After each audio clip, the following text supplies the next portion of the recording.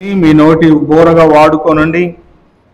మా అందరి హృదయములు మీ దృష్టికి యోగ్యమైనవిగా చేసుకోనండి దేవా.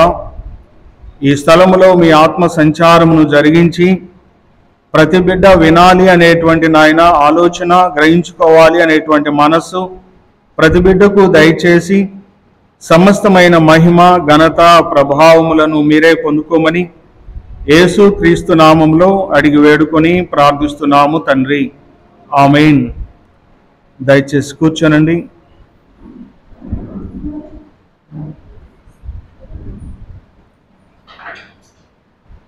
దేవుని బిడ్డలారా,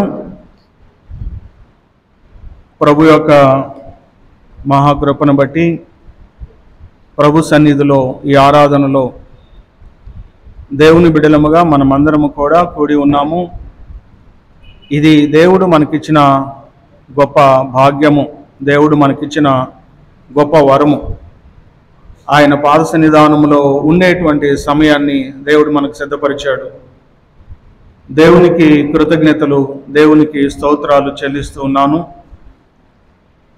మీ మధ్యలో ఈ ఆరాధనలో వాక్య ధ్యానంలో ఉండటం కొరకై నన్ను ఆహ్వానించినటువంటి ప్రియులు, దైవజనులు, ఈ గురుమండల అధ్యక్షుల వారు, చైర్మన్ గారు రెవరెండ్ తగరం శ్యాంబాబాయి గారికి వందనాలు తెలియజేస్తున్నాను. అమ్మగారికి వందనాలు తెలియజేస్తున్నాను. అలాగే ప్యారిస్ కమిటీ వారికి,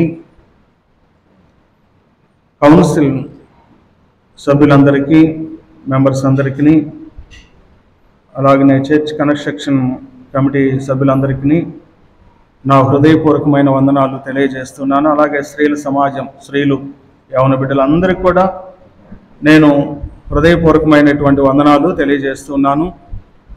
ఇది మంచి సమయము, ఇది మంచి అవకాశము, దేవుని వలన మనం కలిగి ఉన్నాము అనేటువంటి విషయాన్ని అందరం కూడా మనసులో ముద్రించుకుందాం. ఈ ఆదివారము పెంటెకోస్తు పండుగ తర్వాత 13వ ఆదివారం, లూథరన్ సంఘాల్లో త్రిత్వ పండుగ తర్వాత 12వ ఆదివారము, ఇలాగూ ఈ ఆదివారాన్ని ఆరాధించుకోవటం జరుగుతూ ఉంది. మనకు ఇవ్వబడినటువంటి దైవ వాక్యాలు చక్కగా చదువుగా విన్నాము. ఈరోజు మనకు ఇవ్వబడినటువంటి అంశము పరిశుద్ధ కుర్బాన అనబడినటువంటి అంశం, లేక పరిశుద్ధ బలి అనేటువంటి అంశము మనకు ఇవ్వబడింది. ఈ కుర్బాన అనేటువంటి పదము చాలా రేరుగా మనము వింటూ ఉంటాం, చాలా తక్కువ. ఈ పదము యొక్క భావం ఏంటంటే దైవార్పితము. కుర్బానా అనేటువంటి పదము దైవార్పితము, పరిశుద్ధ దైవార్పితము. పరిశుద్ధమైనవి దేవునికి అర్పించవలసినటువంటి అవసరతను గూర్చి ఈ అంశము మనకు గుర్తు చేస్తూ ఉంది. పాత నిబంధనలో మోషే ఇశ్రాయేలు సర్వ సమాజానికి బోధిస్తూ ఉన్నప్పుడు ధర్మశాస్త్రములో నుండి దైవ సంబంధమైనటువంటి అర్పణలను గురించి, బలులను గురించి వ్రాయబడినటువంటి సంగతులు లేవియా కాండములో అనేక పర్యాయములు తెలియచేయటం మనము చూస్తూ ఉన్నాము. అలాగనే దేవుని ప్రేమించటంలోనూ, దేవునికి అర్పణలు ఇవ్వటంలోనూ, దేవునికి బలులు ఇవ్వటంలోనూ పాత నిబంధన వాక్య భాగాల్లో మనం చూస్తూ ఉంటాం. అలాగే కుటుంబంలో కూడా తల్లిదండ్రులను ప్రేమించటంలో, స్నేహితులను ప్రేమించటంలో, సమాజంలో ప్రజల ఎడల మన బాధ్యతాయుతమైనటువంటి జీవితాన్ని జీవించటంలో దేవుని యొక్క ధర్మ విధులు మానవాళికి ప్రబోధించటం మనం చూస్తూ ఉన్నాం. ఇశ్రాయేలు సర్వ సమాజానికి దేవుడిచ్చినటువంటి ఆజ్ఞలను మనం జ్ఞాపకం చేసుకుంటూ ఉన్నప్పుడు 10 ఆజ్ఞలను దేవుడు ఇశ్రాయేలు యొక్క సర్వ సమాజానికి ఇస్తూ ఉన్నాడు. యేసుక్రీస్తు ప్రభువారి యొద్దకు వచ్చిన తర్వాత ధర్మశాస్త్రపు ఆజ్ఞలను గురించి ప్రబోధిస్తూ ఉన్నప్పుడు నీ పూర్ణ హృదయముతోనూ, నీ పూర్ణ ఆత్మతోనూ, నీ పూర్ణ బలముతోనూ నీ దేవుడైన యెహోవాను ప్రేమింపవలెను అని జ్ఞాపకం చేస్తూ ఉన్నాడు. అదే రీతిగా మొదటి ఆజ్ఞకు ఉన్నంత బలాన్ని నినువలే నీ పొరుగు వారిని ప్రేమించాలి అని యేసుక్రీస్తు ప్రభువారు ప్రబోధించడం మనం చూస్తూ ఉన్నాం. ఈ ఆజ్ఞలు ఇవ్వబడుతూ ఉన్నప్పుడు కృత నిబంధనలో యూదులు దేవునికి సమర్పణ చేసేటువంటి నెపంతో మార్కు సువార్త 7వ అధ్యాయంలో ఒక మాటను గుర్తు చేస్తాడు. 12వ అధ్యాయంలో తల్లిదండ్రులను ప్రేమించాలి, సహోదరులను ప్రేమించాలి, సమాజంలో నీ పొరుగు వారిని ప్రేమించాలి, తల్లిదండ్రుల ఎడల ఒక ప్రత్యేకమైనటువంటి శ్రద్ధ కలిగి ఉండాలి అనేటువంటి ఉపదేశాలు చెప్పబడుతూ ఉన్నప్పుడు వారు మాట్లాడినటువంటి మాట ఏమంటే, మార్కు సువార్త 7వ అధ్యాయము 12వ వచనంలో ఒక మాటను జ్ఞాపకం చేస్తారు. 11, 12 వచనాలు. అయినను మీరు ఒకడు తన తండ్రినైనను తల్లినైనను చూసి నా వలన నీకు ప్రయోజనమైనది ఏదో అది కొర్బాను అనగా దేవార్పితమని చెప్పిన ఎడల తన తండ్రికైనను తల్లికైనను వానిని ఏమీ చేయనీయక. ఈ మాటలను జ్ఞాపకం చేసుకుంటున్నప్పుడు దేవునికే ఇస్తున్నాము అనేటువంటి ఒక నెపం, మేము సమస్తము దేవునికి ఇస్తున్నాము కొర్బాను అనేటువంటి పదాన్ని వారు చెప్పటం ద్వారా తల్లిదండ్రులను చూడాల్సినటువంటి బాధ్యత నుండి వారు విస్మరిస్తూ ఉన్నారు. దేవుని ఆజ్ఞ సెలవిస్తున్నటువంటి దైవ శాసనం సెలవిస్తున్నది ఏంటంటే, దేవుని ఎడల ఉన్నటువంటి ప్రేమ, దేవుని ఎడల ఉన్నటువంటి భక్తి, దేవుని వెంబడించడంలో ఉన్నటువంటి యథార్థత, కుటుంబ బాధ్యతలో కూడా సక్రమముగా నిర్వర్తించవలసినటువంటి అవసరత ఉంది అని దైవ శాసనము ప్రబోధించబడుతూ ఉన్నప్పుడు దానిలో నుండి తప్పుకునేటువంటి ప్రయత్నం చేస్తూ ఉన్నప్పుడు కొర్బాను అనేటువంటి పదాన్ని వారు వినియోగించి ఆ బాధ్యతల నుండి తప్పుకుంటూ ఉన్నారు.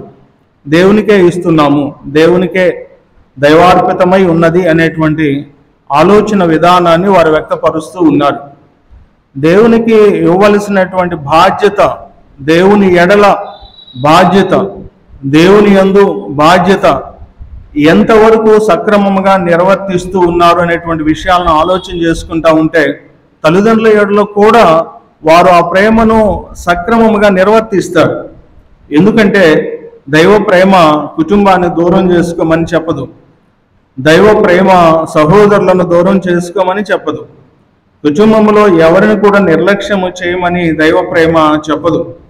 దైవ ప్రేమ ఏమంటే దేవుని ఎడల మానవునికి ఉన్నటువంటి భక్తి, దేవుని ఎడల మానవునికి ఉన్నటువంటి ప్రేమ, కుటుంబము ఎడల సమాజం ఎడల కూడా చూపించవలసినటువంటి సంపూర్ణమైనటువంటి బాధ్యత ఉంది. సమాంతరంగా దేవుని ప్రేమించటంలో ఉన్నటువంటి పరిపూర్ణత, అటువలే అనేటువంటి పదాన్ని మొదటి ఆజ్ఞలో ప్రభువారు సెలవిచ్చినటువంటి మొదటి ఆజ్ఞకు ఉన్నంత బలాన్ని రెండవ ఆజ్ఞకు కూడా ప్రభు ఇస్తూ ఉన్నాడు అనేటువంటి విషయాన్ని జ్ఞాపకం చేయబడతా ఉంది. అంటే దైవార్పితమైనటువంటి పదము ఈరోజు మనకు ప్రబోధించబడుతూ ఉన్నప్పుడు వారు బాధ్యతలను విస్మరిస్తున్నారు అనేటువంటి విషయాన్ని జ్ఞాపకం చేసుకోవాలి. యేసుక్రీస్తు ప్రభువారు పరము నుండి భూలోకంలోనికి ఏతించి దేవుడుగా, దేవుని కుమారుడుగా సర్వ మానవాళి యొక్క విమోచన కొరకై ఆయన మానవ శరీరమును ధరించుకొని భూలోకములోనికి వచ్చి ఆయన చేయవలసినటువంటి బాధ్యతలను క్రీస్తు ప్రభువారు సక్రమముగా నిర్వర్తించాడు. మానవుడుగా, సంపూర్ణ మానవుడుగా, సంపూర్ణ దేవుడుగా యేసుక్రీస్తు ప్రభువారు తనకు అప్పగించబడినటువంటి బాధ్యతలను ఎక్కడ కూడా నిర్లక్ష్యం చేయలేదు, బాధ్యతలను విస్మరించలేదు. ఈరోజు మనకు ఇవ్వబడుతున్నటువంటి ఈ లేఖనాలను మనం చూస్తూ ఉన్నప్పుడు యేసుక్రీస్తు ప్రభువారి యొక్క బలి అర్పణ మనకు స్పష్టంగా గుర్తు చేయబడతా ఉంది.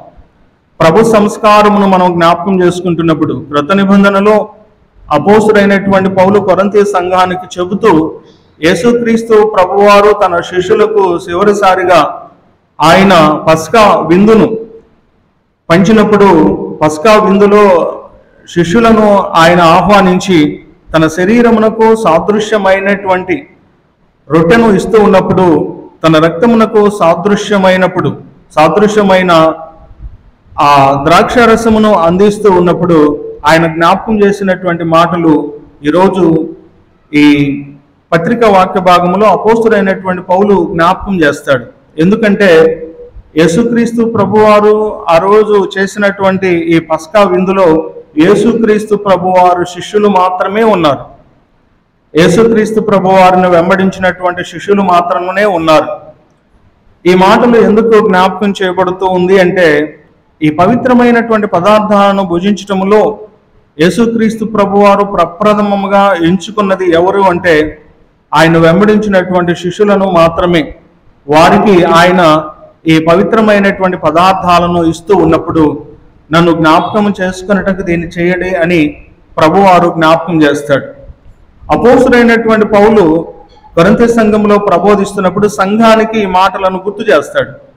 ఎందుకు సంఘములో ప్రబోధించబడుతూ ఉన్నది అంటే, సంఘానికి దేవుడిచ్చినటువంటి ఆహ్వానం ఏంటంటే, ఈరోజు ప్రత్యుత్తర వాక్య భాగాలు 100వ సంకీర్తన మనం చూస్తూ ఉన్నప్పుడు చాలా విలువైనటువంటి ఆహ్వానము సార్వత్రికమైనటువంటి ప్రజలకు దేవుడు ఇస్తూ ఉన్నాడు. సమస్త దేశములారా యెహోవా యొద్దకు రండి అనేటువంటి ఆహ్వానం, దేవుని సన్నిధికి రండి అనేటువంటి ఆహ్వానం, ఇది ప్రేమపూర్వకమైనటువంటి పిలుపు మనం జ్ఞాపకం చేసుకుంటా ఉన్నాం. ఎందుకంటే ఇది సార్వత్రికమైనటువంటి దేవుని ప్రజానీకానికి ప్రభుతో ఉండవలసినటువంటి పరిపూర్ణమైనటువంటి బంధాన్ని దృఢపరచడానికి ఒక విలువైనటువంటి పిలుపును, విలువైనటువంటి ఆహ్వానాన్ని ఈ వాక్య భాగంలో మనం చూడగలుగుతున్నాము. అదే అనుభవాలు కొరింథీ సంఘంలో ఈరోజు అపోస్తుడైనటువంటి పౌలు సంఘానికి గుర్తు చేస్తూ మాట్లాడుతున్నటువంటి అనుభవాలు. కారణం ఏంటంటే, యేసుక్రీస్తు ప్రభువారి యొక్క పరిశుద్ధమైనటువంటి బలి అర్పణ ఎన్నటికీ మర్చిపోవటానికి వీల్లేదు. యేసుక్రీస్తు ప్రభువారు తన శరీరాన్ని దైవార్పితము అని చెప్పబడినటువంటి కుర్బాన అనబడినటువంటి దేవునికి సమర్పించినటువంటి మాటలను మనం జ్ఞాపకం చేసుకుంటాం. ఎందుకంటే ప్రభువారు శిలువ మీద మరణిస్తూ, తండ్రి నీ చేతికి నా ఆత్మను అప్పగించుచున్నాను అని జ్ఞాపకం చేస్తాడు. చివరి ఆయన ఆ మాటలు శిలువ మీద క్రీస్తు ప్రభువారి యొక్క మరణ వాంగ్మూలాలను మనం జ్ఞాపకం చేసుకుంటున్నప్పుడు 7 పవిత్రమైనటువంటి మాటలు, విలువైనటువంటి మాటలు, యేసుక్రీస్తు ప్రభువారు శిలువ మీద పలికినటువంటి మాటలను మనం జ్ఞాపకం చేసుకుంటున్నప్పుడు చివరిగా ఆయన అంటాడు, తండ్రి నీ చేతికి నా ఆత్మను అప్పగించుచున్నాను అని. ఎందుకంటే దేవుని బిడ్డలారా, ఇది ఒక ఆదర్శవంతమైనటువంటి ఉపదేశం. యేసుక్రీస్తు ప్రభువారు చేసిన ప్రతి పనిలో కూడా, ఆయన బోధలో కూడా, ఆయన చూపించినటువంటి ఒక మాదిరికరమైనటువంటి అనుభవాలను దైవ పిల్లలకు క్రీస్తు ప్రభువారు జ్ఞాపకం చేస్తాడు. మానవాళికి ప్రభువారు చెబుతున్నటువంటి మాట ఏమంటే, మనము ఎక్కడి నుండి వచ్చామో మరలా తిరిగి అక్కడికే వెళ్ళవలసినటువంటి సందర్భాన్ని గుర్తు చేస్తాడు. దేవుడు మనకు ఈ దేహాన్ని ఇచ్చాడు, దేవుడు ఈ ప్రాణాన్ని ఇచ్చాడు, ఈ శరీరాన్ని దేవుడు మనకిచ్చాడు. కాబట్టి ఇది దేవునిది అనేటువంటి విషయాలను దైవ పిల్లలకు ప్రబోధించడం జరుగుతూ ఉంది. దైవార్పితము అనేటువంటి పదాలను మనం మన్నం చేసుకుంటూ ఉన్నప్పుడు, మనకు జ్ఞాపకంలోనికి వస్తూ ఉన్నప్పుడు అన్ని విషయాలు, అందుకే అపోస్తుడైనటువంటి పౌలు రోమపత్రికలో చెబుతాడు. రోమీలకు రాసినటువంటి పత్రిక 12వ అధ్యాయంలో చెప్పబడుతున్నటువంటి మాటలు, పౌలు తన అనుభవాలను, తను కలిగి ఉన్నటువంటి అనుభవాలను సంఘాలతో పంచుకుంటూ, సంఘాలకు ఆయన జ్ఞాపకం చేస్తూ, కాబట్టి సహోదరులారా 12వ అధ్యాయం 1వ వచనములు అంటాడు, పరిశుద్ధమును దేవునికి అనుకూలమునైనా సజీవ యాగముగా మీ శరీరములను ఆయనకు సమర్పించుకొనుడని దేవుని వాత్సల్యమును బట్టి మిమ్మును బ్రతిమాలు కొనుచున్నాను. ఇటు సేవ యుక్తమై ఉన్నది. మీరు ఈ లోక మర్యాదను అనుసరింపక ఉత్తమమును అనుకూలమును సంపూర్ణమునై ఉన్న దేవుని చిత్తమేదో పరీక్షించి తెలుసుకొనున్నట్లు మీ మనసు మారి నూతన మగుట వలన రూపాంతరము పొందుడి. పౌలు ఇక్కడ చాలా స్పష్టంగా గుర్తు చేస్తాడు, యేసుక్రీస్తు ప్రభువారి యొక్క దర్శనము అపోస్తులుడైనటువంటి పౌలుకు దమస్కు మార్గంలో లభించింది. ఇది గొప్ప వరం. ఎందుకంటే దూషకుడుగాను, హింసకుడుగాను, హానికరుడుగాను తన జీవనమును కొనసాగించుకుంటున్నప్పుడు ఇదే భక్తి అనుకున్నాడు. ఇతరులను దూషించటము, ఇతరులకు హాని చేయటము, ఇతరులకు కీడు చేయటము, జీవించేటువంటి జీవన శైలి, ఆయన జీవన శైలి ధర్మశాస్త్రము క్రింద ఆయన జీవిస్తున్నప్పుడు ఇదే నిజం అనుకున్నాడు, ఇదే యథార్థమైన భక్తి అనుకున్నాడు. క్రైస్తవులను హింసించటము, క్రైస్తవులకు హాని చేయటము, అవసరమైతే వారి మరణమునకు కారణమవటము దైవభక్తిగా భావించినటువంటి ఈ సౌలుగా ఉన్నటువంటి సందర్భంలో ప్రభువారి యొక్క దర్శనము దమస్కు మార్గంలో ఆయనకు లభించింది. ఒక శబ్దము ఆయనకు వినబడింది, ఒక వెలుగు ఆయన చూడగలిగాడు. ఈ అనుభవాలే ఆయన జీవితంలో పెనుమార్పుకు కారణమై ఉన్నవి. చాలా సందర్భాలలో ప్రభు అవకాశాలను మానవులకు కల్పిస్తూ ఉన్నాడు, అవకాశాలు ఇస్తూనే ఉన్నాడు. చాలా సందర్భాలు ఇవ్వబడతా ఉంటాయి. వాటిని గ్రహించుకునటంలో జ్ఞానము లోపించటం వలన, అజ్ఞానము అలుముకొని ఉండటం వలన, మనోనేత్రాలు మూసివేయబడటం ద్వారా దేవుని యొక్క దర్శన అనుభవాలను దృష్టించేటువంటి సందర్భాలు మానవులు కోల్పోతూ ఉన్నారు. క్రైస్తవ సమాజంలో కూడా అది జరుగుతూనే ఉంది. క్రైస్తవ ప్రజలు అని పిలువబడుతున్నటువంటి వారిలో కూడా దేవుడిచ్చేటువంటి శ్రేష్టమైనటువంటి సమయాలను, అవకాశాలను దృష్టించేటువంటి అనుభవాలను కోల్పోయేటువంటి పరిస్థితులు చూడగలుగుతూ ఉన్నాం. కానీ ధర్మశాస్త్రపు కాడిని మోస్తున్నటువంటి అపోస్తులైన పౌలు సౌలుగా ఉన్నప్పుడు ఆయనకు దేవుడిచ్చినటువంటి ఒకే ఒక గొప్ప భాగ్యము, ఒక వరము, దేవుని యొక్క దర్శనం, క్రీస్తు యొక్క దర్శనం. ఆయన జీవితంలో మరలా వెనకడుగు వేసేటువంటి అవకాశాలు ఆయన కలిగి ఉండలేదు. యేసుక్రీస్తు ప్రభు వారి యొక్క దైవత్వాన్ని పరిపూర్ణంగా విశ్వసించి ప్రకటిస్తూ మరణ పర్యంతము, ఈరోజు ఈ పత్రిక వాక్య భాగంలో ఆయన సెలవిస్తున్నటువంటి మాట ఏమంటే, ఈ పదార్థాలను పుచ్చుకునేటువంటి అనుభవాలు కలిగి ఉంటున్నప్పుడు ఆయన మరణమును ప్రచురించదము అనేటువంటి మాట మనం చదువుకున్నాం. ఆయన మరణమును ప్రచురించదము. ఇది ఎంతకాలము అంటే, ఒకవేళ మానవులముగా నేడు జీవనమును కలిగిస్తున్నటువంటి మన జీవితాల్లో ప్రభు ఆగమన అవకాశము మనకు దేవుడిస్తే అంతవరకు ఈ పని కొనసాగించాల్సిన అవసరం ఉంది. మనం ఉండగానే, మనం బ్రతికుండగానే ప్రభు ఆగమన దర్శనాలను చూసేటువంటి అదృష్టం ఒకవేళ దేవుడు మనకిస్తే, ఆ కార్యాన్ని, ప్రభు మనకి అప్పగించిన పని ఏదైతే ఉందో దాన్ని కొనసాగించుకుంటూ ఉండాలి. లేదు, ప్రభు ఆగమనము ఆలస్యం అయితే, ప్రభు రాకడ ఇంకా వ్యవధి ఉండి దూరముగా ఉంటే మనము ఈ లోకంలో త్వరగా పోవలసిన కాలము దేవుడు ఇస్తే అంతవరకు కూడా ఆ పని చేయాలి. ఇది పౌలు యొక్క జీవితంలో దేవుడు తనకు కల్పించాడు, ఆయన జరిగించాడు. యేసుక్రీస్తు ప్రభువారు దర్శనముతోటి ఆయన జ్ఞాపకం చేస్తున్నటువంటి మాట ఏమంటే, ఈ రోమాపత్రిక 12వ అధ్యాయములో చెప్పబడుతున్నటువంటి మాట, సజీవ యాగముగా మీ శరీరములను ఆయనకు సమర్పించుకొనుడని దేవుని వాత్సల్యమును బట్టి మేమును బ్రతిమలాడుకొనుచున్నాను. ఇట్టి సేవ మీకు యుక్తమై ఉన్నది. ప్రభు సేవ ఏంటి? దేవుని సేవ ఏంటి? సజీవ యాగముగా మిమ్మలను మీరు ప్రభుకు సమర్పించుకొనుడి. ఇది పరిశుద్ధమైనటువంటి అర్పణ, ఇది దైవార్పితము. పరిశుద్ధమైనటువంటి బలి ఏదైనా ఉంది అంటే మీ దేహాన్ని, మీ శరీరాన్ని, మీ నోటిని, మీ కళ్ళను, మీ ఆలోచనలను, మీ శరీరంలో ఉన్నటువంటి ప్రతి అవయవాన్ని దేవునికి దైవార్పితము చేయవలసినటువంటి అవసరత ఉంది అని పౌలు యొక్క ఉపదేశము, సారాంశము మనకు ఇవ్వబడతా ఉంది. ఎందుకంటే ఆయనకు అప్పగించామంటే ఆయనే వాడుకుంటాడు.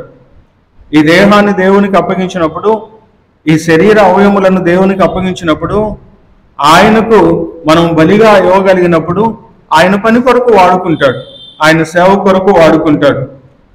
ముంగమూరి దేవదాసు గారు అయ్యగారు ఆయన ఒక పాట రాశాడు, తనువు నాదిదిగోగై గొనుము ప్రభువా అనేటువంటి పాట రాస్తాడు.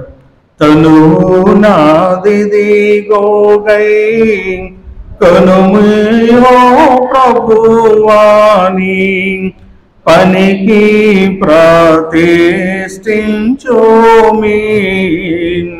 ఆయన చెప్పేటువంటి మాట ఏమంటే, ఇదిగో నా శరీరము ప్రభువా నీ పని కొరకు వాడుకోండి అని చెబుతాడు. ఈ దేహము నీ కొరకే ప్రభువా, నీ పని కొరకే ప్రభువా, నీ సేవ కొరకే నీవే వాడుకో. ఆ వచనాలను చదువుతున్నప్పుడు తన దేహంలో ఉన్నటువంటి అవయవాలన్నీ ప్రభువుకు సమర్పణ చేసినటువంటి అనుభవాలను గురించి ఆయన జ్ఞాపకం చేస్తాడు.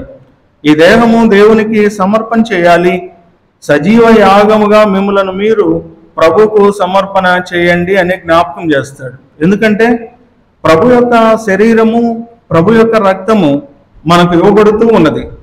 ఆయన శరీరము, ఆయన రక్తము మనకి ఇవ్వబడుతూ ఉంది. పూర్వకాలము పాత నిబంధన అనుభవాలను చూస్తూ ఉన్నప్పుడు వాక్య రూపంలో ఆ భోజనాన్ని భుజించారు. వాక్యమై ఉన్నటువంటి దేవుడు శరీరధారిగా మానవుల మధ్యలోనికి వచ్చిన తర్వాత ఈ సమర్పణ మనం చూడగలుగుతూ ఉంటాం.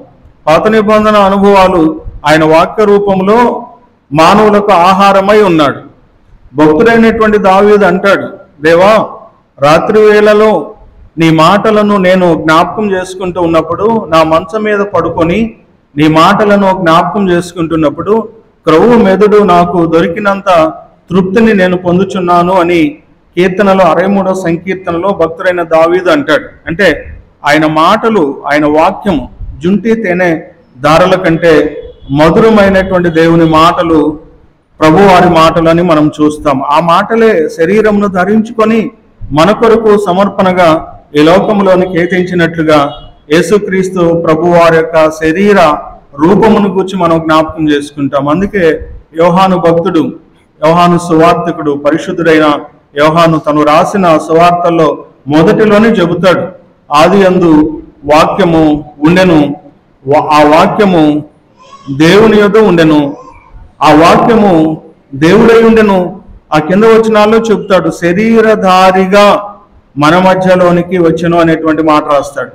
యేసుక్రీస్తు ప్రభువారి యొక్క శరీరము మన కొరకు సమర్పణ చేయబడి ఉంది. మన కొరకు ఆయన శరీరమును ధరించుకొని ఈ లోకములోనికి వచ్చినట్లుగా జ్ఞాపకం చేయబడతా ఉంది. మన కొరకే ఆయన శరీరాన్ని నలగొట్టుకున్నాడు, మన కొరకే ఆయన రక్తమును ధారపోశాడు, మన కొరకే ఆయన ప్రాణమును ఆయన ఈ లోకములో ఇవ్వవలసినటువంటి అవసరత వచ్చింది అని దేవుని వాక్యము జ్ఞాపకం చేయబడతా ఉంది. అందుకే ప్రభువారు ఇస్తున్నటువంటి ఈ పరిశుద్ధ బలి ఏదైతే ఉందో, పాత నిబంధన వాక్య భాగాలను మనం చూస్తూ ఉన్నప్పుడు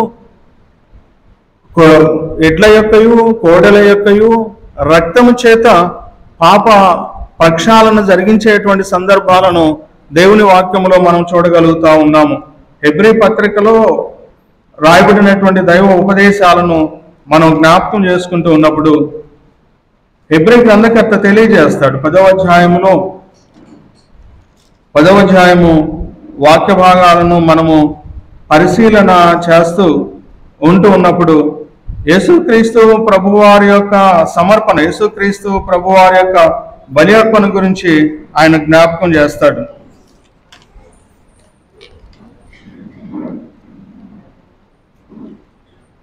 10వ అధ్యాయము 11 నుండి రాయబడినటువంటి వాక్యాలు చూస్తే, మరియు ప్రతి యాజకుడు దినదినము సేవ చేయుచు పాపములన్నిటినీ ఎన్నిటికి తీసివేయలేని ఆ బలులనే మాటి మాటికి అర్పించుచు ఉండెను. ఈయన అయితే పాపముల నిమిత్తమై సదాకాలము నిలుచు ఒక్క బలిని అర్పించి అప్పటి నుండి తన శత్రువులు తన పాదములకు పాదపీఠముగా చేయబడి వరకు కనిపెట్టుచు దేవుని కుడిపార్శ్వమున ఆసీనుడాయను అనేటువంటి మాట రాస్తాడు. ఎందుకంటే పై వచనాలలో ఈ 4వ వచనంలో చూస్తే, ఏలియనగా ఎడ్ల యొక్కయు మేకల యొక్కయు రక్తము పాపములను తీసివేయుట అసాధ్యము అని చెప్తాడు. పాత నిబంధన యాజకత్వము మానవులకు ఇస్తున్నటువంటి సందేశం ఏంటంటే, గొర్రెలు, ఎడ్లు, మేకలు పాప పరిహారము కొరకు అర్పణగా ఇవ్వబడుతూ ఉన్నవి. యాజకుడు, ప్రధాన యాజకుడు సంవత్సరమునకు ఒక్కమారు అతి పరిశుద్ధ స్థలములోనికి వెళ్ళి మానవుల పక్షముగా, అనగా పాపం చేసినటువంటి వారి పక్షంగా దేవుని ఆలయములో అర్పణలను ఇవ్వటము చూడగలుగుతా ఉన్నాం. హెబ్రీ గ్రంథకర్త ఏమంటాడంటే, వీటి వలన పాపము పరిపూర్ణము కాలేదు, పాపములో నుండి మానవులకు పరిపూర్ణమైనటువంటి విమోచన కలగలేదు, పరిపూర్ణమైనటువంటి రక్షణ దొరకలేదు. అందుకోసము ఒక పవిత్రమైనటువంటి గొర్రెపిల్ల, లోక పాపములన్నిటినీ మోసుకొని పోయే దేవుని గొర్రెపిల్ల కావాలి. అదే యేసుక్రీస్తు ప్రభువారు అని జ్ఞాపకం చేయబడతా ఉంది. ఎందుకంటే బాప్తిస్మిచ్చి యోహాను తన శిష్యులను క్రీస్తుకు పరిచయం చేస్తూ, ఇదిగో లోక పాపములను మోసుకొని పోవు దేవుని గొర్రె పిల్లని జ్ఞాపకం చేస్తాడు. అందరి పాపాలు, సర్వమానవారి యొక్క పాపములు, భూమి మీద నివాసము ఉంటున్నటువంటి మనుషులందరి పాపములు ఒక్కరి యొక్క బలి అర్పణ ద్వారా, ఒకే ఒక్కరు తమ ప్రాణములను అర్పించటం ద్వారా పాప విముక్తి కలిగింది అనేటువంటి విషయము మనం ఎప్పటికీ మర్చిపోవటానికి వీల్లేదు. పాప విముక్తి లభించింది, పాపముల నుండి విడుదల దొరికింది. మానవుని యొక్క పాపముల నుండి మానవులకు విమోచన క్రీస్తు ప్రభు వారి యొక్క బలి అర్పణ ద్వారా లభించింది అనేటువంటి విషయాన్ని దేవుని పిల్లలుగా మనం జ్ఞాపకం చేసుకోవాలి. ఎందుకంటే ఇది యేసు క్రీస్తు ప్రభు వారి యొక్క పరిశుద్ధమైనటువంటి బలి అర్పణ. యేసు క్రీస్తు ప్రభువారు ఆ కలువరి శిలువ అనేటువంటి బలిపీఠం మీద గొర్రెపిల్ల మాదిరిగా, నోరు తెరవని గొర్రెపిల్ల మాదిరిగా మౌనిగా ఉండి ఆయన మన కోసము ప్రాణం పెట్టినటువంటి సందర్భాలను జ్ఞాపకం చేసుకుంటా ఉన్నాం. ఆ సాదృశ్యమే ఈరోజు ఆయన శరీర రక్తములను ప్రభు మనకు సమీపంగా ఉంచాడు. యేసుక్రీస్తు ప్రభువారి యొక్క శరీరము, ఆయన రక్తము పవిత్ర పదార్థాలు. అవి మన కొరకై రూపాంతరము చెంది దేవుని ఆలయములో రొట్టె ద్రాక్షారసముగా పవిత్ర పదార్థాలు దేవుడు మనకిస్తా ఉన్నాడు. ఈ వాక్య భాగంలో దైవ ఉపదేశము మనకు ఇవ్వబడుతున్నటువంటి సందర్భం ఏంటంటే, అవి మనం భుజించుకుంటూ ఉన్నప్పుడు ప్రభువారిని ఎప్పుడు కూడా జ్ఞాపకం చేసుకుంటా ఉండాలి. ఈ పత్రిక వాక్య భాగంలో చెప్పబడుతున్నటువంటి ఉపదేశము ఏమంటే, కొరింథీ మొదటి పత్రిక ఈరోజు మనం చదువుకున్నాం. కొరింథీలకు రాసిన మొదటి పత్రిక 11వ అధ్యాయం 23వ వచనంలో నుండి చెబుతాడు, నేను మీకు అప్పగించిన దాన్ని ప్రభు వలన పొందితిని. ప్రభు అయిన యేసు తాను అప్పగింపబడిన రాత్రి ఒక రొట్టెను ఎత్తుకొని కృతజ్ఞతాస్తుతులు చెల్లించి దాన్ని విరిచి, ఇది మీ కొరకైన నా శరీరము, నన్ను జ్ఞాపకము చేసుకున్నటకై దీని చేయుడని చెప్పను. ఆ ప్రకారమే భోజనమైన పిమ్మట ఆయన పాత్రను ఎత్తుకొని, ఈ పాత్ర నా రక్తము వలన క్రొత్త నిబంధన, మీరు దీనిలోనిది త్రాగునప్పుడెల్లను నన్ను జ్ఞాపకము చేసుకొనుటకై దీని చేయుడని చెప్పను. ఎప్పుడు కూడా యేసుక్రీస్తు ప్రభు వారి యొక్క శరీర రక్తములు మనకు గుర్తు చేసేటువంటిది ఏమంటే, మన కొరకు క్రీస్తు ప్రభువారు బలి అర్పణగా మన కొరకు ప్రాణత్యాగం చేశాడు అనేటువంటిది మనం ఎప్పుడు కూడా మర్చిపోకుండా ఉండేటువంటి ఈ గొప్ప సందర్భాన్ని ఈ వాక్య భాగంలో దేవుడు మనకు గుర్తు చేస్తా ఉన్నాడు. మనం ఎల్లప్పుడూ జ్ఞాపకము పెట్టుకోవలసినటువంటి విషయం, ఏ విషయాలను మనం విస్మరించినా, లౌకిక సంబంధమైనటువంటి వాటిలో వేటిని మర్చిపోయినా ఏ విషయాన్ని మర్చిపోవటానికి వీల్లేదు.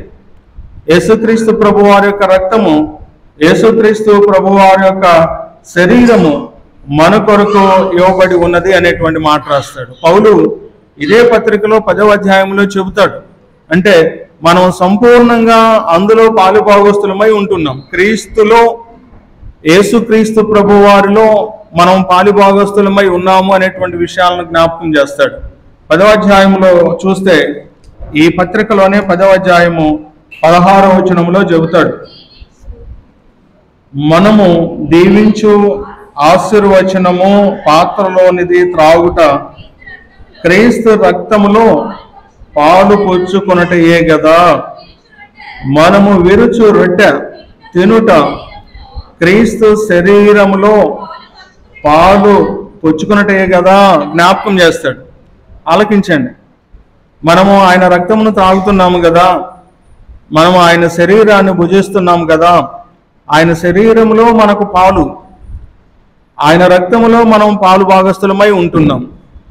శరీరంలో ఉంది మనకు, రక్తములో కూడా క్రీస్తు శరీరంలో మనకు భాగం ఉంది, క్రీస్తు రక్తములో మనకు భాగం ఉంది అని అపోస్తలుడైనటువంటి పౌలు జ్ఞాపకం చేస్తాడు. ఎందుకంటే ఇది నిరంతర ప్రక్రియ.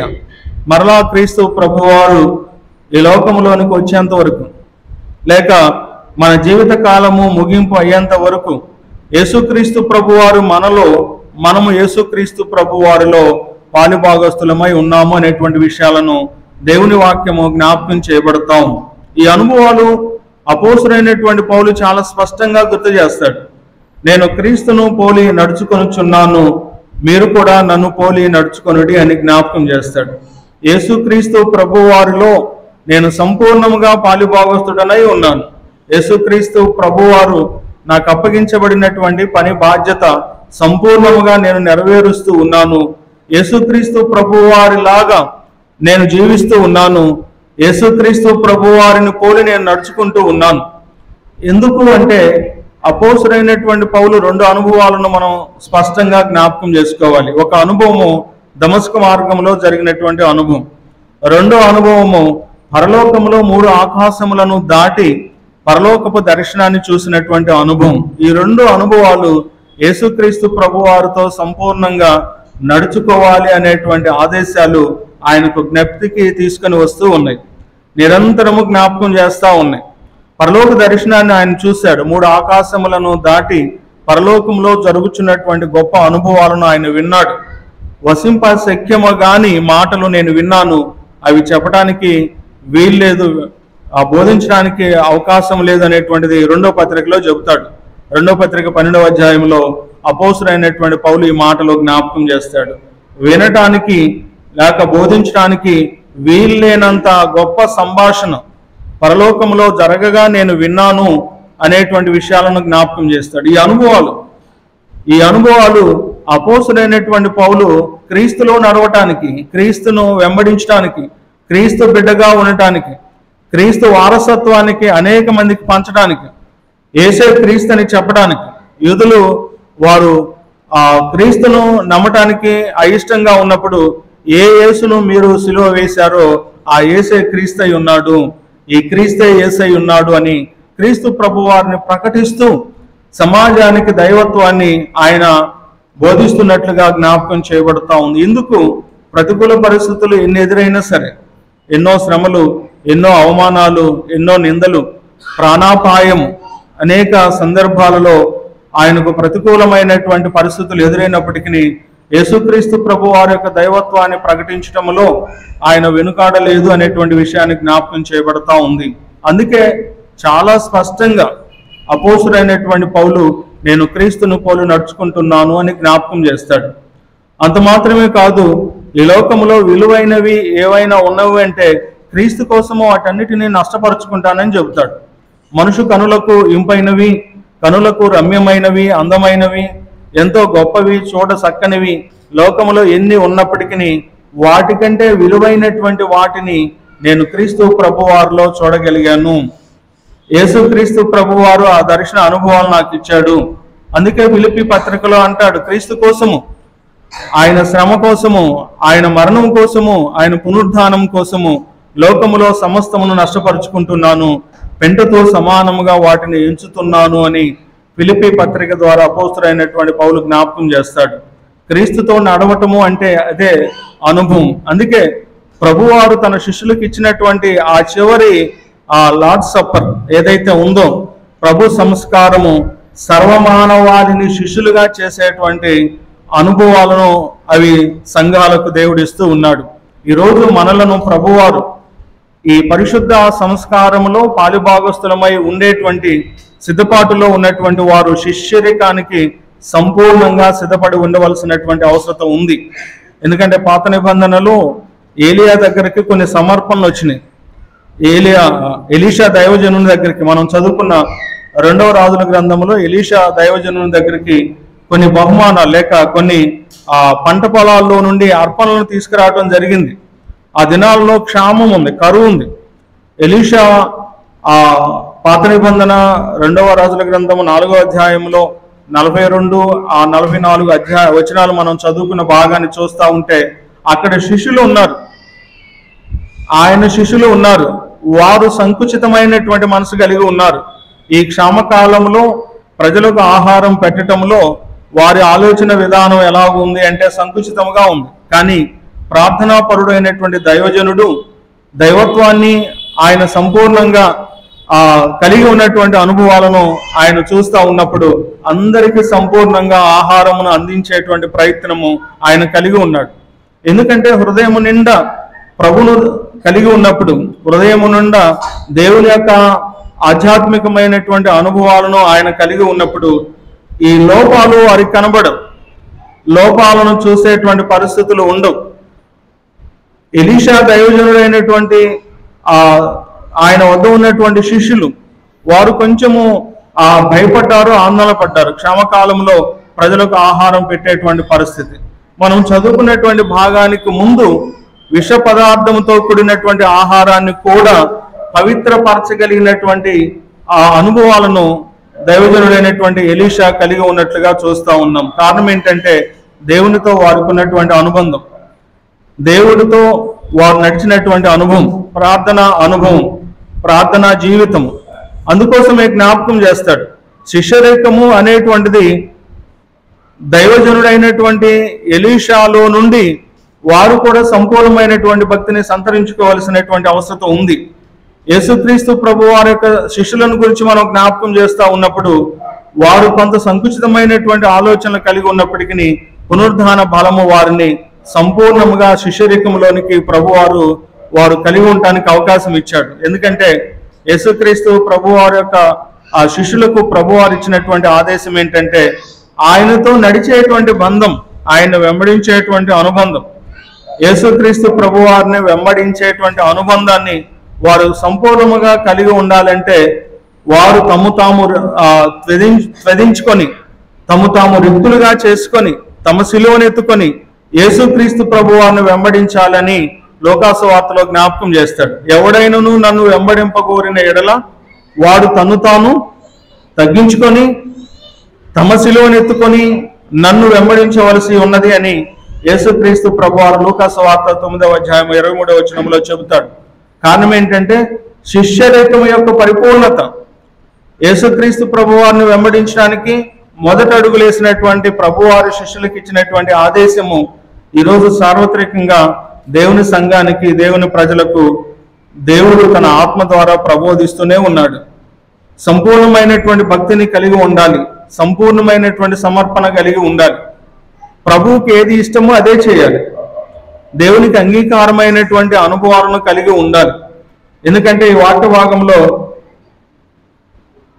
పౌలు చెబుతున్నటువంటి మాట ఏమంటే ప్రభు సంస్కారపు అనుభవంలోనికి పిలువబడుతూ ఉన్నప్పుడు యేసుక్రీస్తు ప్రభు వారి యొక్క శరీరమును ఆయన రక్తమును భుజించుకుంటూ ఉన్నప్పుడు 20వ వచనములు అంటాడు, కాబట్టి ఎవడు అయోగ్యముగా ప్రభు యొక్క రొట్టెను తినును లేక ఆయన పాత్రను త్రాగును వాడు ప్రభు యొక్క శరీరమును గూర్చి రక్తమును గూర్చి అపరాధి అగును అని జ్ఞాపకం చేస్తాడు. అయోగ్యమైనటువంటి స్థితి, శిష్యరేఖములో ఉన్నటువంటి సంపూర్ణమైనటువంటి వెంబడింపు ఏంటంటే అయోగ్యులుగా ఉండటానికి వీల్లేదు, యోగ్యత కలిగి ఉండాలి.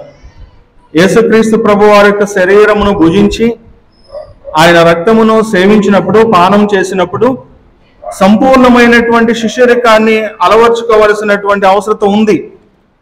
యేసుక్రీస్తు ప్రభు వారి యొక్క సంపూర్ణమైనటువంటి శిష్యరికానికి వారు నడవలసినటువంటి అవసరం ఉంది. ఎందుకు అంటే ఇక్కడ ప్రభు సంస్కారమును, ప్రభు శరీర రక్తములకు సాదృశ్యమైన ఈ పదార్థాలను భుజించిన తర్వాత లోకములో దేనితో కూడా పాలిభాగస్తులై ఉండటానికి వీల్లేదు, దేన్ని కూడా సేవించడానికి వీల్లేదు. అపవిత్రమైనది ఏది మరలా తిరిగి మన యొద్దకు రావటానికి వీల్లేదు. ఈ విషయాన్ని పౌలు ఈ 10వ అధ్యాయంలో చెబుతాడు. 10వ అధ్యాయంలో 20-21 వచనాల్లో రాయబడిన మాటలు మనం చూస్తే, మీరు ప్రభు పాత్రలోనిది దయ్యముల పాత్రలోనిది కూడా త్రాగనేరరు, ప్రభు బల్ల మీద ఉన్న దానిలోను దయ్యములు బల్ల మీద ఉన్న దానిలోను కూడా పాలు పొందనేరరు. ప్రభువునకు రోషము పుట్టించదమా, ఆయన కంటే మనము బలవంతులమా? ఒకే శరీరంలో ఒకే రకమైనటువంటి పవిత్రమైనటువంటి అనగా ఒక పాత్రలో పవిత్రమైనటువంటి వాటినే వేయాలి, అపవిత్రమైన వాటిని వేయటానికి వీల్లేదు. ఈ శరీరము దేవుని వలన మనకు ఇవ్వబడి ఉన్నది. దేవుడు ఈ దేహాన్ని మనకిచ్చాడు. ఈ దేహంతో దేవునికి మాత్రమే మహిమ కలిగించేటువంటి ప్రయత్నం చేయాలి. అందుకే పౌలు కొరింథీ సంఘములో ఈ మిశ్రమ ప్రయత్నాలు, మిశ్రమ పనులు జరిగించేటువంటి వారిని హెచ్చరించినట్లుగా జ్ఞాపకం చేయబడతా ఉంది. ఈ వాక్య భాగంలో చెబుతున్నటువంటి మాట ఏమంటే, ప్రభు పాత్రలోనిది దయ్యముల పాత్రలోనిది కూడా త్రాగనేరరు అంటాడు. ఈ శరీరంలోనికి పవిత్రమైన వాటిని సేవిస్తున్నప్పుడు, ఈ శరీరం అనేటువంటి పాత్రలోనికి ప్రభు శరీరము ప్రభు రక్తాన్ని భుజిస్తున్నప్పుడు అపవిత్రమైన వాటిని మరలా ఈ శరీరంలోనికి తీసుకురావడానికి వీల్లేదు. నిజమైనటువంటి దైవార్పితము ఏమి అంటే, దేవునికి అర్పించినది అది దేవుని పని కొరకే వాడబడాలి. దేవునికి సమర్పణ చేసింది అది మరలా మనది కాదు. అందుకే ఈ దేహాలను దేవునికి సమర్పణ చేయండి అని అపోస్తుడైనటువంటి పౌలు జ్ఞాపకం చేస్తున్నాడు. అంటే సజీవ యాగముగా మిమ్ములను మీరు దేవునికి సమర్పణ చేయండి అనేటువంటి పదము ఎందుకు పౌలు భక్తుడు జ్ఞాపకం చేస్తున్నాడంటే, మరలా లోకములో ఉన్నటువంటి ఈ లోక మర్యాదను మీరు అనుసరించొద్దు అనేటువంటి మాట రాస్తాడు. కొలసీ పత్రికలో కూడా ఆయన చెబుతున్నటువంటి మాట ఏమంటే, పైనున్న వాటి మీదనే మీరు మనసు పెట్టాలని గుర్తు చేస్తాడు. పైనున్న వాటినే మీరు వెదకండి అని చెబుతాడు. లోకములో ఉన్న వాటినైనను మీరు వెదకవద్దు అనేటువంటి మాటను గుర్తు చేస్తాడు. ఈ శరీరము ఒక పవిత్రమైనటువంటి పాత్ర. ఈ శరీరము ఒక పవిత్రమైనటువంటి పాత్రగా దేవుడు ఏర్పాటు చేసుకున్నప్పుడు, ఒక పవిత్రమైనటువంటి పనిముట్టుగా ఈ శరీరాన్ని దేవుడు ఏర్పాటు చేసుకున్నప్పుడు, దేవునికి ఇష్టమైనటువంటి వాటిని మాత్రమే ఈ శరీరానికి సమర్పణ చేయాలి. ఇశ్రాయేలు యొక్క సర్వ సమాజమునకు దేవుడు ప్రవక్త హోషేయ ద్వారా మాట్లాడుతూ ఉన్నప్పుడు ఆయన చెబుతాడు, మీరు దేవుని ఆలయంలోనికి వెళ్ళేటప్పుడు మీరు జాగ్రత్తగా ఉండండి, మీరు జాగ్రత్తగా సిద్ధపడండి, మీరు గృహం యొద్దనే సిద్ధపడి దేవుని దగ్గరికి వెళ్ళండి. మీరు దేవునితో చెప్పవలసినటువంటి మాటలు ఏమంటే,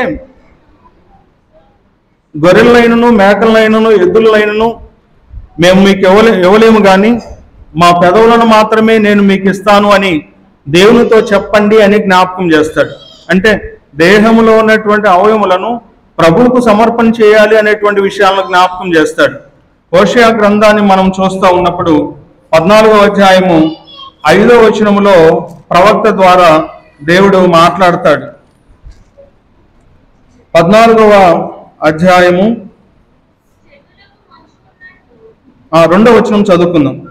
మాటలు సిద్ధపరచుకొని యెహోవా యొద్దకు తిరుగుడి, మీరు ఆయనతో చెప్పవలసినది ఏమనగా, మా పాపములన్నిటినీ పరిహరింపము, ఎడ్లకు బదులుగా నీకు మా పెదవులను అర్పించుచున్నాము, నీవు అంగీకరింపదగినవి అవే మాకున్నవి. ప్రభువా, ఈ పశువులను కాదు బలిగా నేను మీకు ఇవ్వాల్సింది, మేము మా పెదవులను మీకు ఇస్తాము. అంటే దేహంలో చాలా ప్రాముఖ్యమైనటువంటి అవయము పెదవులు. అంటే మాట్లాడేటువంటి మాటలు బయటకు వచ్చేటువంటి పెదవులు.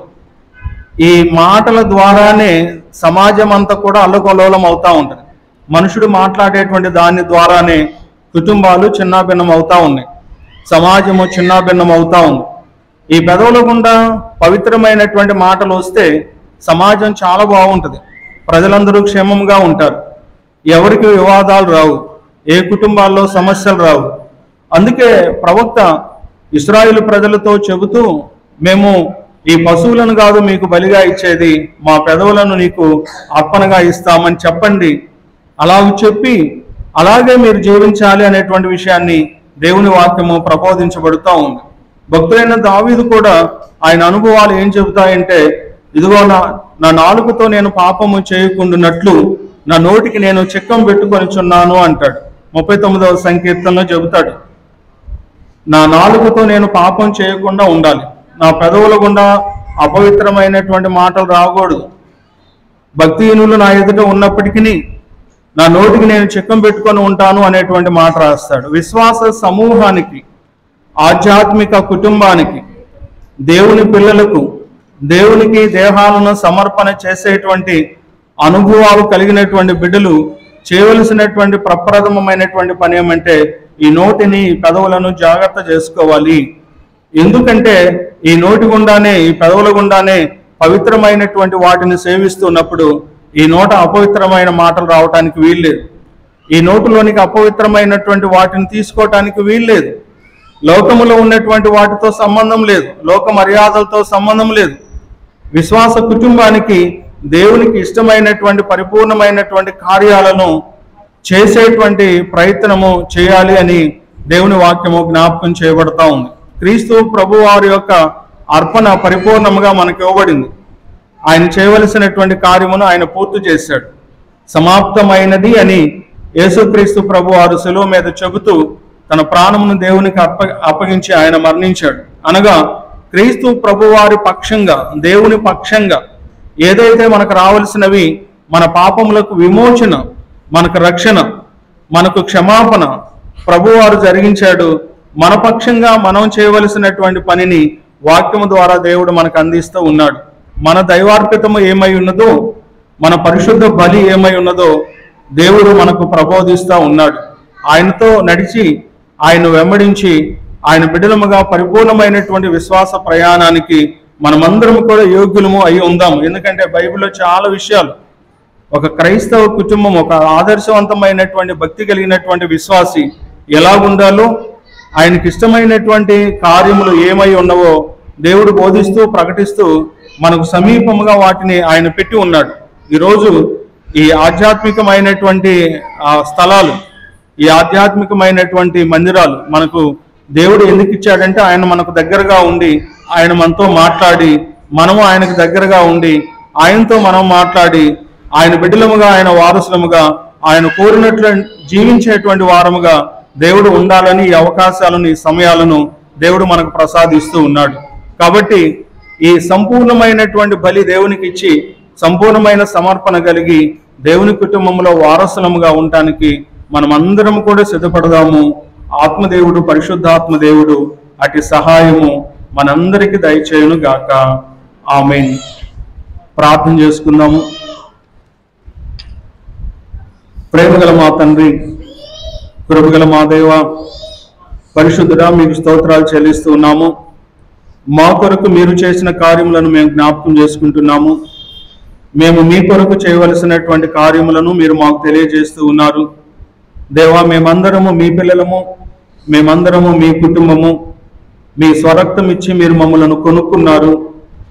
ఆ వారసత్వానికి ప్రభువా మేము యోగ్యులముగా ఉండి మీరు కోరిన స్వరూపాలను ధరించుకొని మీకు నాయన నిజమైనటువంటి అర్పణ ఇవ్వగలిగినటువంటి బిడ్డలముగా మా జీవితాలను మీకు అప్పగించడానికి మీరు సహాయం దయచేయండి.